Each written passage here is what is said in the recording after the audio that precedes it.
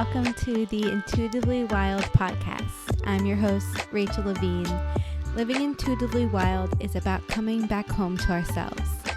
Here, we talk about how to live connected to ourselves, others, and nature, and make a commitment to radical authenticity, vulnerability, and acceptance. On this podcast, we delve into a wide range of topics that span the human experience. We peel back the layers and talk about the things that are often not talked about. This is a space for us all to walk and wander this path of life together. Let's dig into our roots and go deep. Hello, everyone, and welcome back to the podcast. And welcome to our episode of the month where we choose a moment in the year, whether it's a moment on the wheel of the year or a moon phase or just a moment in time that we really want to acknowledge, that we create a ceremony and rituals around. And this one is extra special because it is about the summer solstice. And the summer solstice is an extra powerful, exciting time to create a ceremony for because it's a very energizing, activating, outward moment in time. And so we can really use that energy to be out in the world and connect with nature and connect with community and connect with ourselves and create this really beautiful ceremony and to embody these practices. While other moments in time are more inward and quiet and reflective, this one is that and holds that energy. We'll get into that. But even more so, it's about being in the world and embodying what we want to create and going out and doing it. And I'm very excited to talk about this and to go into this episode because there are a couple key things that I want to touch on for us, not only for this specific ceremony for the summer solstice, but also for us to tap into for all of summer, for this whole season.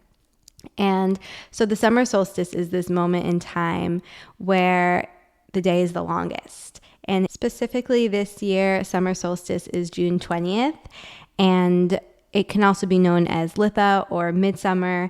And for most of us in the Northern Hemisphere, at least, this means the peak of summertime and summer energy. So this means long days that extend out into the night, outdoors adventures, action, activity, the feeling of the earth being alive underneath our feet, just the sounds of summer, even thinking about it stirs up the energy within me.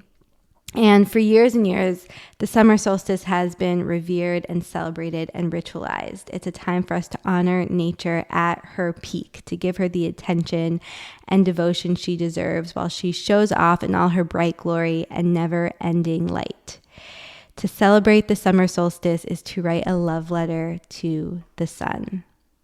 And the summer solstice also marks a turning point because although it's the longest day of the year, that also means that every day afterwards starts to become shorter and darker, and we start edging closer and closer to the darkness of winter once again. And so it's this reminder to really be present and to suck up all the juiciness and joy that we can out of this point in the spiral of life because it will pass. And yet it is here now. And so many of us look forward to summer the whole year and look towards the sun when we are in that winter darkness. And so now it is the time for us to celebrate.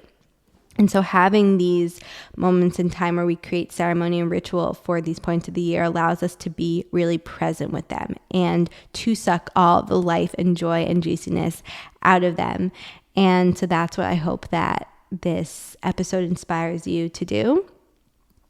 And we're going to go step by step through a ceremony that you can do yourself on the summer solstice, but I won't go into every single detail of that because that will also be written out on the Substack for the summer solstice, and there are other aspects that I want to go into as well. But the idea with this ceremony is to do it on the summer solstice to really honor and embrace and embody that energy and to channel that energy and to see what comes from that. And then from there, we will talk about how to take this ceremony and bring rituals into your everyday life for the rest of the summer, or to create other ceremonies in the summertime to help you integrate and embody this process. And when I say integrate and embody. I mean that these ceremonies allow us to tune into who we want to be and what we want to create. And then we reflect, and the work is still moving through us even when the ceremony is over, and we don't always know what will come of it or what we'll want to create from that, or who will become from that, or the reflections and the processing that will come from that. And so to integrate it means that we want to give it space to become us and be woven into the fabric of who we are. So it's not like it's one and done. It's really allowing. The ceremony is supposed to let things unfold within you. It's supposed to allow you to connect deeper to yourself and your desires, and then to take action towards them is that embodiment, and to really embody your values. And these ceremonies help you do that.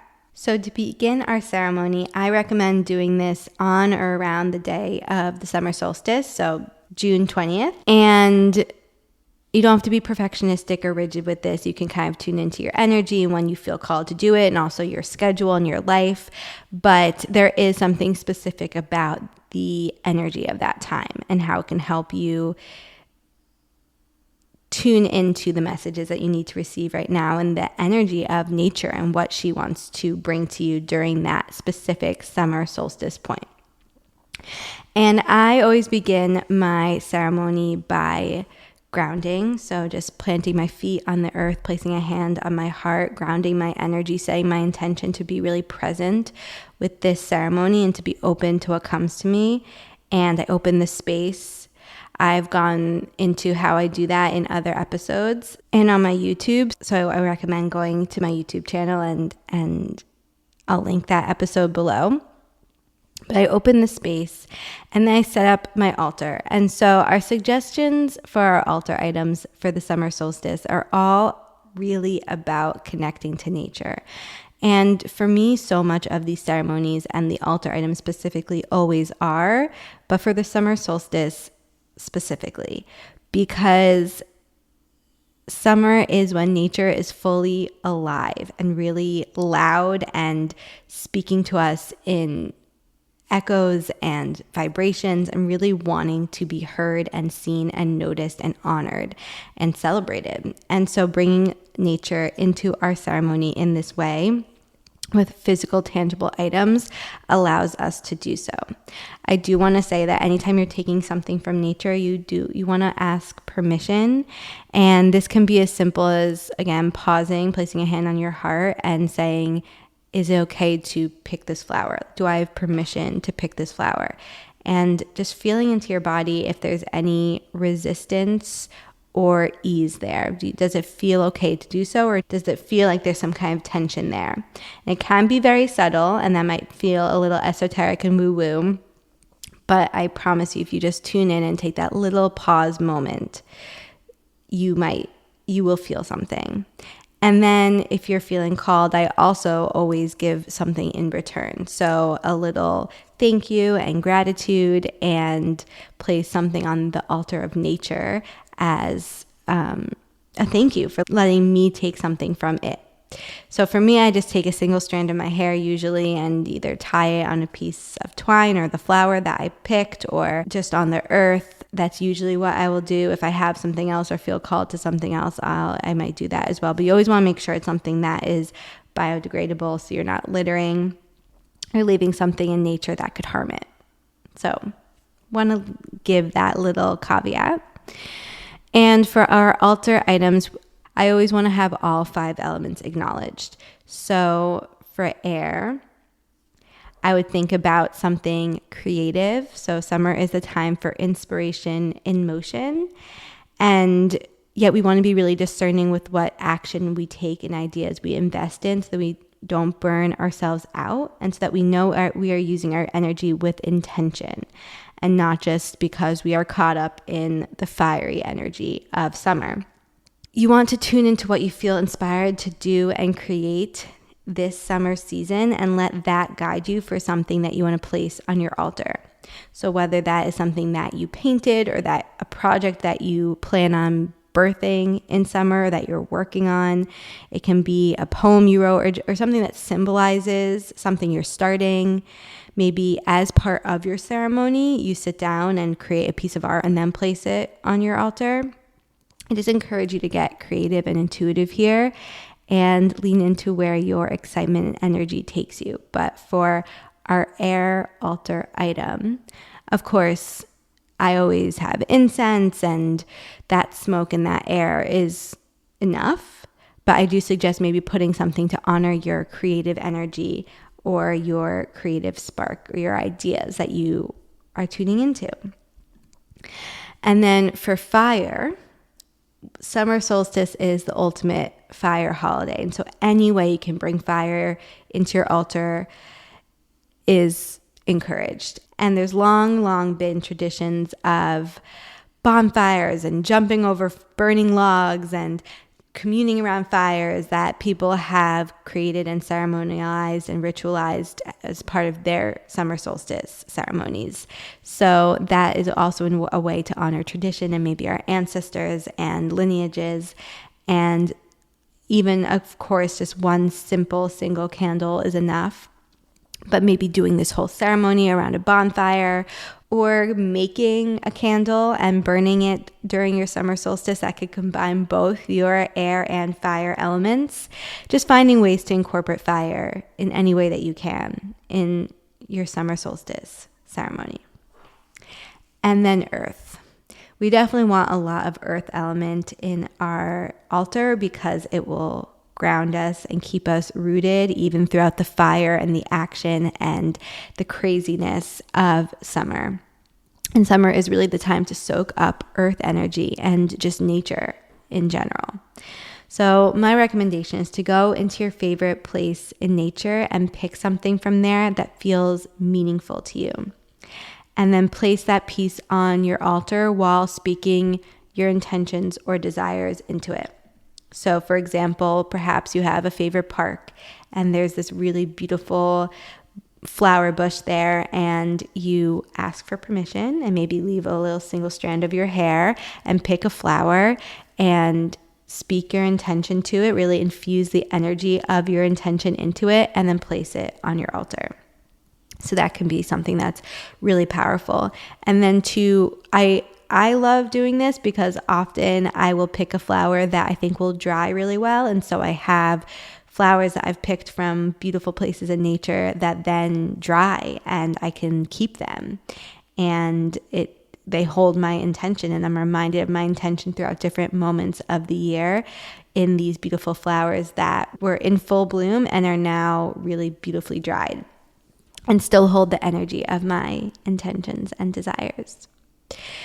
And then water. So similarly to our earth altar item, I encourage you to go to your favorite body of water that is accessible to you and collect some water in a jar.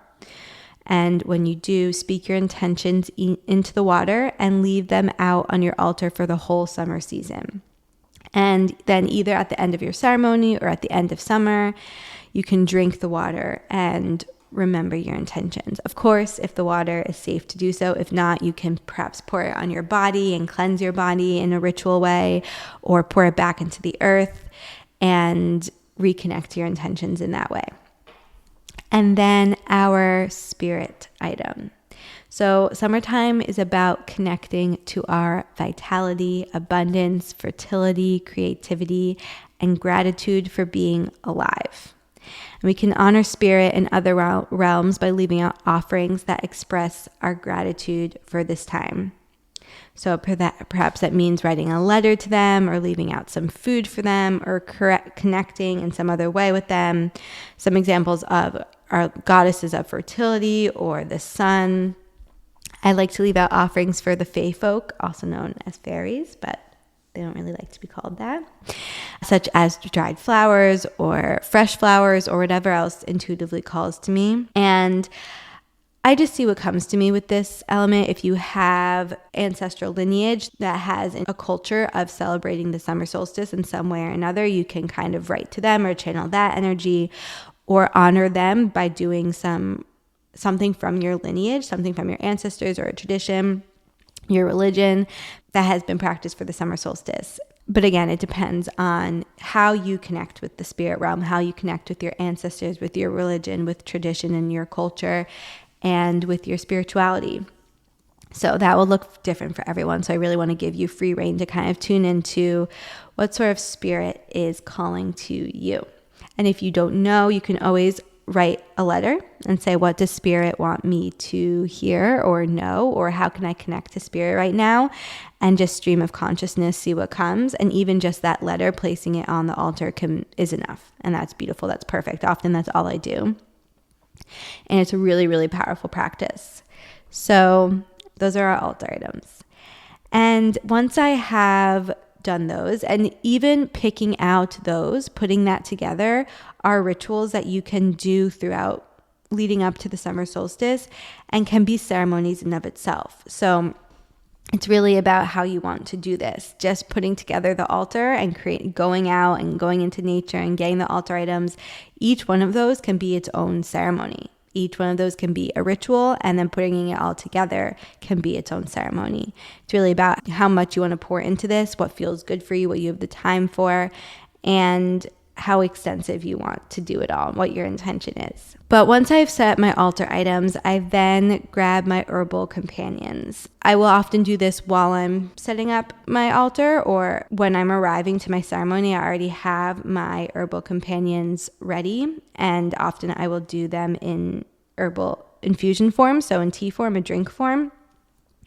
And I will drink this throughout my ceremony, and then I will use these same herbal companions throughout the summer to continue to connect to their energy and really channel the messages that they want me to receive. Because I think it's really powerful to choose specific herbs to use for an extended period of time to see if there's a specific message you're needing from them, or healing you're needing from them, medicine you're needing for them. Often if you're feeling called to a specific plant, there's medicine for you there.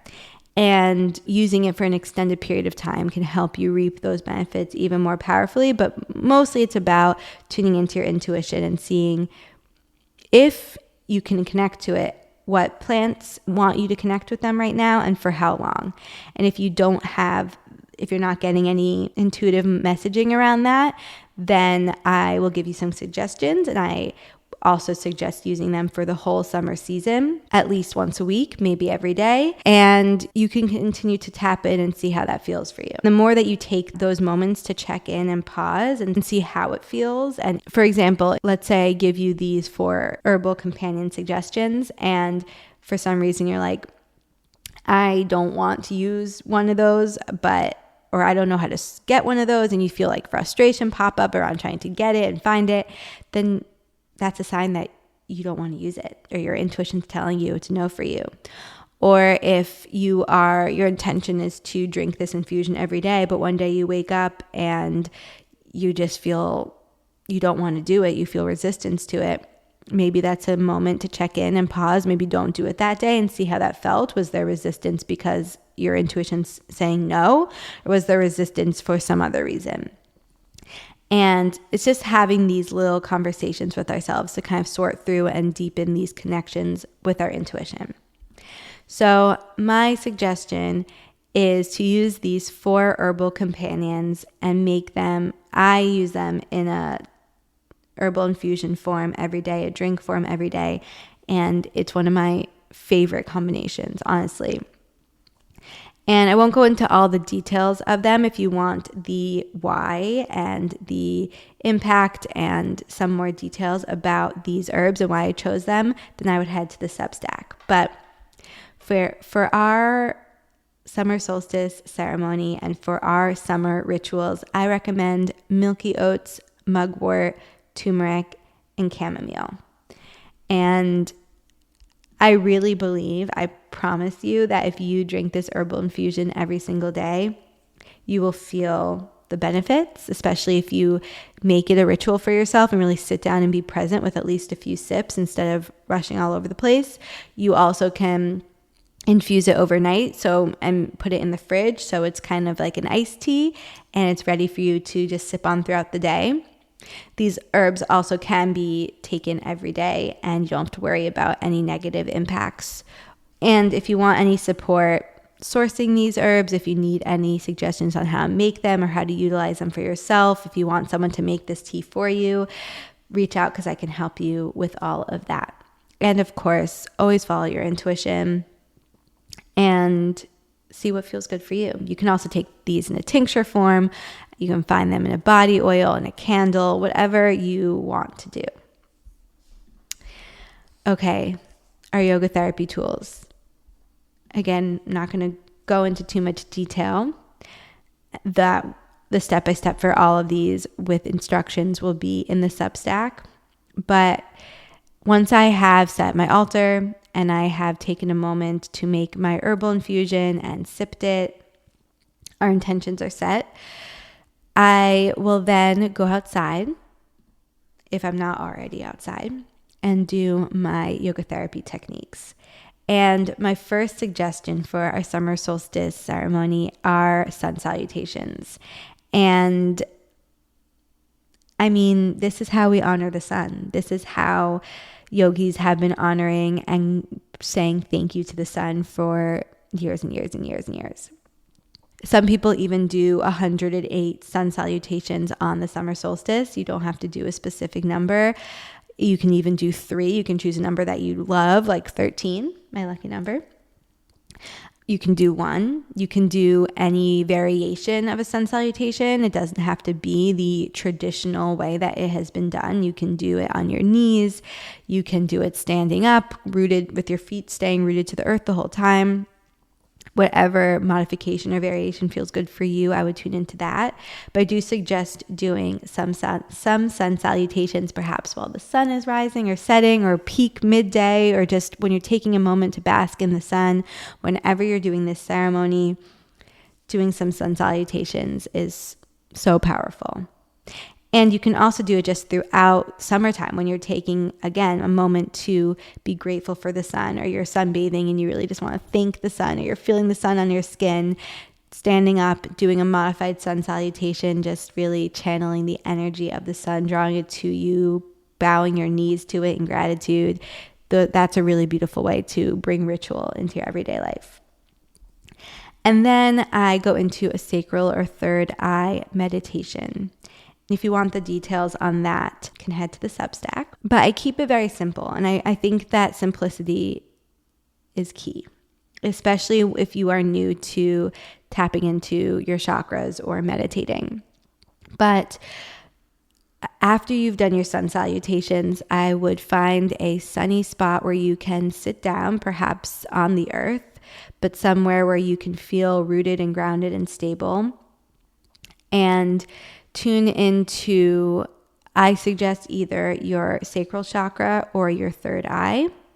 So depending on what you're feeling more called to, perhaps you intuitively feel called to one chakra more than the other, or if you need more guidance, I would tune into the third eye if you're trying to connect more to spirits and messages and intuitive guidance, and then perhaps tune in more to the sacral chakra if you're trying to connect to that fiery energy, creative energy, that fertility and vitality energy. And all you're going to do is find yourself rooted and grounded and pour your focus, your presence, your energy towards one of those 2 chakras.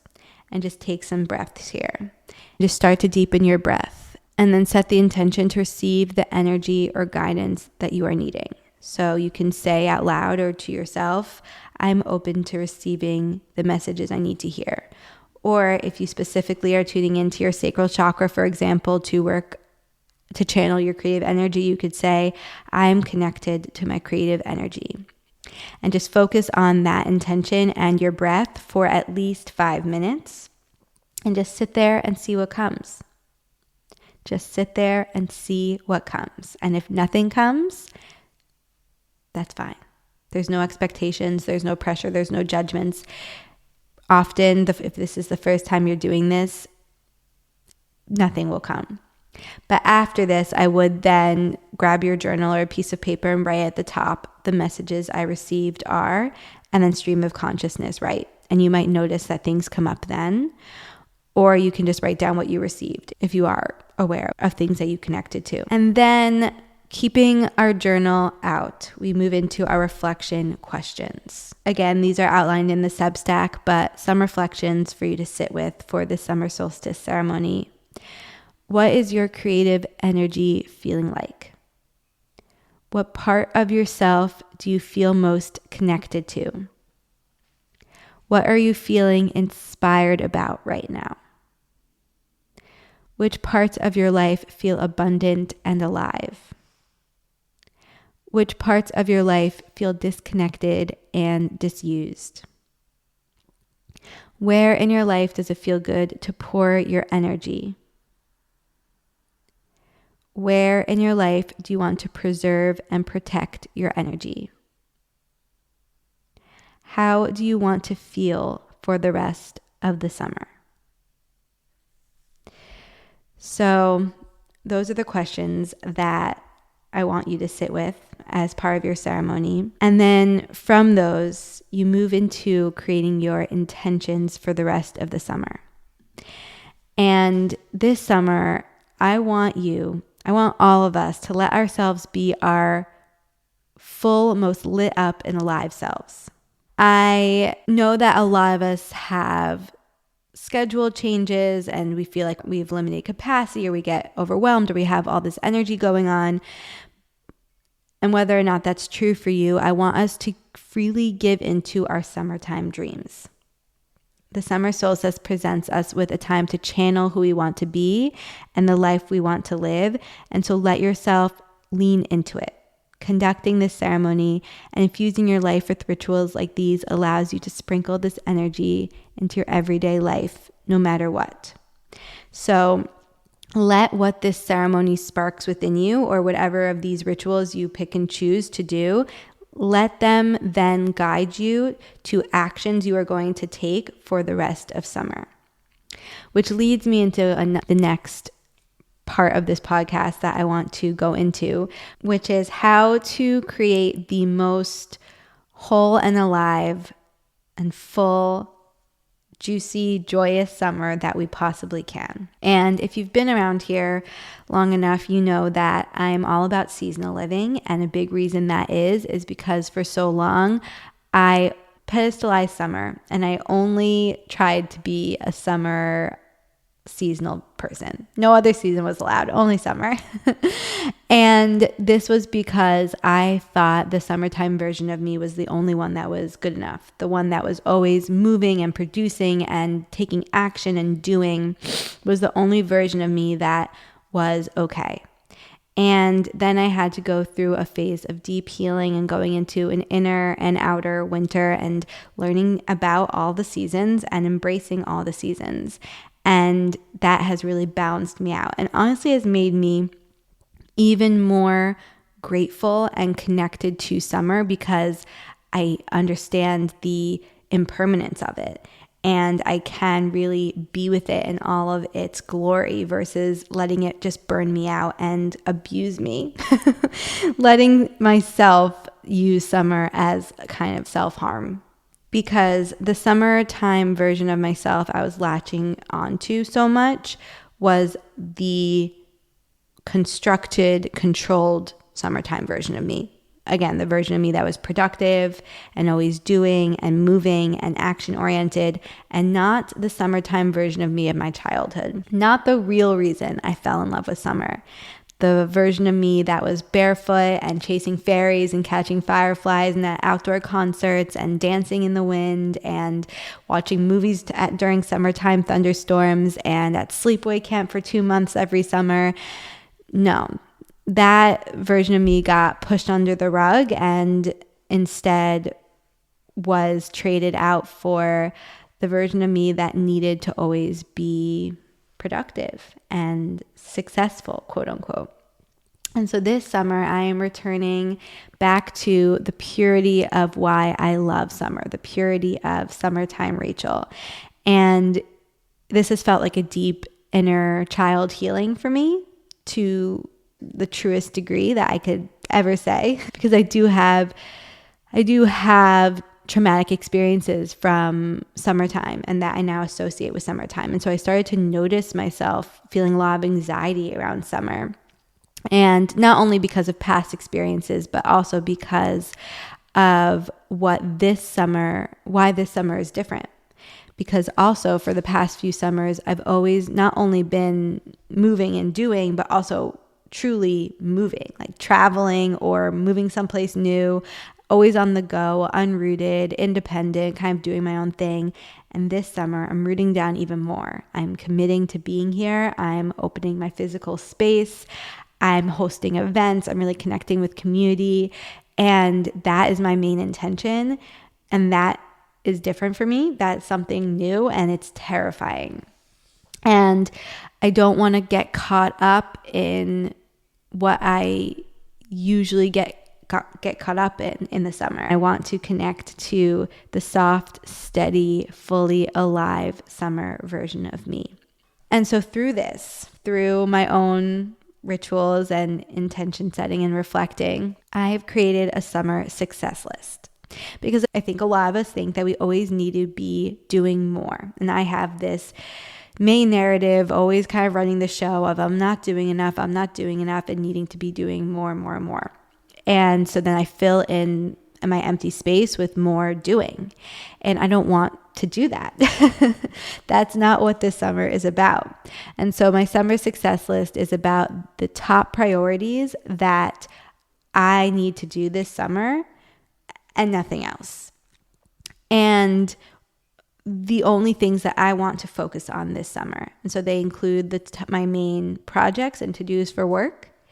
And then after that, they include the road trips I'm taking and my other summertime plans. And then after that, they include reading and writing and sunbathing and just random spontaneous summertime adventures. And my intention with creating this summertime success list is that whenever I do have a moment of empty space, I'm only filling it with something from this summertime success list. I'm not trying to think about other ways to be productive. I'm not trying to fill the empty space with things that just feel like they're moving me forward, but it's really just putting me on this burnout treadmill. I'm intentionally choosing something that I want to prioritize this summer, whether that is recording a podcast or preparing for an event or making products, or whether that's reading, or whether that's planning a road trip, or whether that's going on a hike. Whatever it is, I'm only taking from that summertime success list.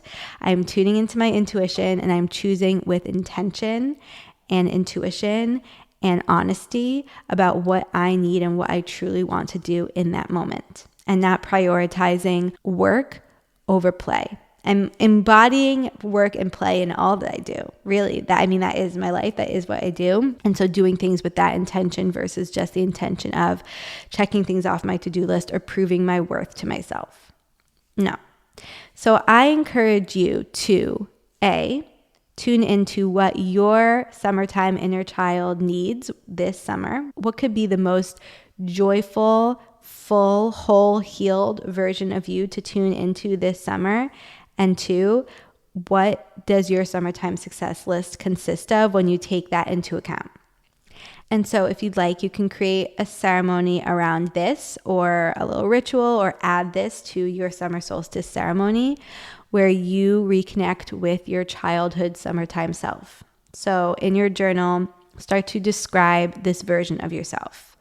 You can stream of consciousness journal or use some questions to guide you, such as, who were you in the summertime of your youth? How did you spend your summers? How did you feel? How do you want to feel this summer? What needs to be healed from summers past? What needs to be embraced? And this is in a separate Substack that I will also link below. But for some of us, there's only joy there. And for some of us, there's real grief and trauma and healing to be had. So perhaps you feel the need to write a letter to your past summertime self or your future summertime self. And this is maybe an apology or a promise, a reclamation, a releasing, whatever this looks like for you. And then list out all of your favorite activities, the places, foods, activities, smells, people, songs, movies, books that really brought you such unbridled, unfiltered joy when you were younger, or that you always dreamed of doing in the summertime.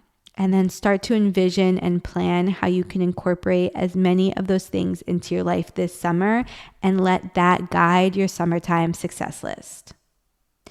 So perhaps you vision board it, schedule it in, talk about it, list it out, write a promise to yourself, and really take the time to gain clarity and commit to what your summertime success list is. And let it be healing. Let it be healing. One thing on my summertime success list is I'm taking a road trip to Maine and visiting the sleepaway camp that I went to my entire childhood and haven't been back to since 2013. And 2013, I was a CIT, and it was honestly a very challenging summer for me and brought a lot of trauma. And that's one reason I haven't been back since. And so I'm taking a little healing pilgrimage for the first time when I think about going back to that sleepaway camp that I spent my entire childhood at. I feel excitement and just, I feel this I can't explain, I'm so drawn there. I'm I need to be there right now. And up until this moment, I did not feel that. I felt a lot of anxiety and mixed feelings and some panic and grief and fear. And I wasn't ready yet. And this summer I feel ready. And so something on my summertime success list is this healing pilgrimage. And perhaps there's something along those lines that inspires you. And so I'm going to leave that there. But we went into that step-by-step ceremony for the summer solstice. We went into connecting to your inner child and really understanding what you need and want for this summer and setting those intentions. And then creating your summertime success list of your priorities for this summer. And this summertime success list is going to come from all that is revealed to you in your ceremonies and in your rituals, in your intention setting and your reflecting.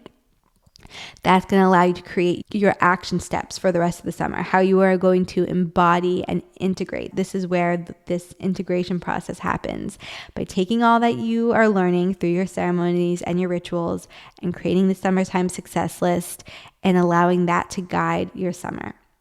And everything that I listed here, again, in the ceremony or the ritual, can be something that you take the time to create into one big ceremony on the summer solstice or any day that you feel called to. And then you can take the pieces and bits of these ceremonies and ritualize them into your everyday life. Start to weave them into your everyday life. So whether that's coming back to your altar every day or creating new altars every week, or sitting with your herbs every day, or doing these journaling prompts at different times, however that looks for you. But we want to take whatever rituals perhaps that we talked about or that this has inspired you to connect with and weave them into your summer as often as possible so that your summer is really intentional. And this will allow you to be fully present with it. This will allow you to suck all the joy and juice and fullness out of it because you are being intentional and being really present and not letting it just pass you by, not just getting swept up in the chaos, and allowing yourself to take the time to pause and ground and be with this moment. And that's why ritual and ceremony is so powerful. And I really hope that this inspires you to slow down in order to be able to do and be all you want this summer. Okay. I would love to hear how this landed for you, how this felt for you. I would love to hear if there's part of these ritual episodes that you feel more called to, if you want me to go into the step-by-steps more, if you want me to go into the details more, if you like having it all just kind of hear how it is, if you want the stories more, my own experiences more. Feel free to give your feedback. And also, if you are in the New York Hudson Valley area or have access to getting here, I am hosting an in-person ceremony with my dear friend Hollis, who was on the podcast last week, We are hosting a ceremony for the summer solstice and Cancer new moon on June 25th. So if you want to come into ceremony together, I really hope that you will join us. It's going to be a really, really, really, really beautiful, special, powerful, magical moment to ceremonialize. And I would just love to see you there. If you have any questions, please reach out about any of this. And I will see you all next time for more magic. Thank you so much for joining me on this episode of Intuitively Wild, the podcast.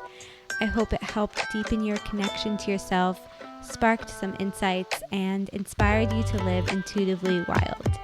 If you enjoyed this podcast, it would mean so much to me if you would share it with others and leave a rating and review. And please reach out to me. I would love to connect with you.